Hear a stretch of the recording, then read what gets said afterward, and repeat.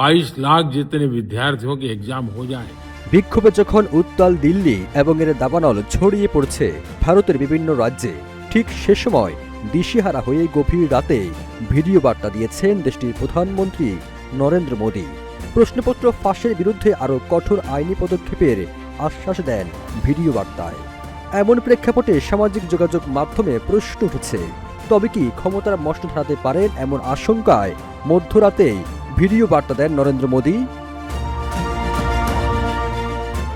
সামাজিক যোগাযোগ মাধ্যম ফেসবুকে এক ভিডিও বার্তায় নরেন্দ্র মোদী শুক্রবারে ক্যাবিনেট বৈঠকে প্রশ্নপত্র ফাঁসের বিরুদ্ধে আরও কঠোর আইনি পদক্ষেপ নেওয়ার আশ্বাস দেন। 5+ স্টার রেটিং প্রাপ্ত দেশের সর্বোচ্চ বিদ্যুৎ সাশ্রয়ী ওয়ালটন এসি স্মার্ট কমফোর্ট এখন নেক্সট লেভেলে। তিনি বলেন, প্রশ্ন ফাঁস কোনো সাধারণ বিষয় নয়, লাখ লাখ শিক্ষার্থীর জন্য এটি কষ্টদায়ক। এই কেলেঙ্কারির বিরুদ্ধে 2.5 মাসে সরকারের তরফে অনেক পদক্ষেপ নেওয়া হয়েছে।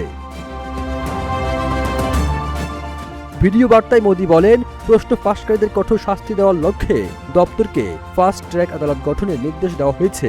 শুক্রবার এ বিষয়ে মন্ত্রিসভায় আলোচনা হবে, তারপর নেওয়া হবে চূড়ান্ত সিদ্ধান্ত।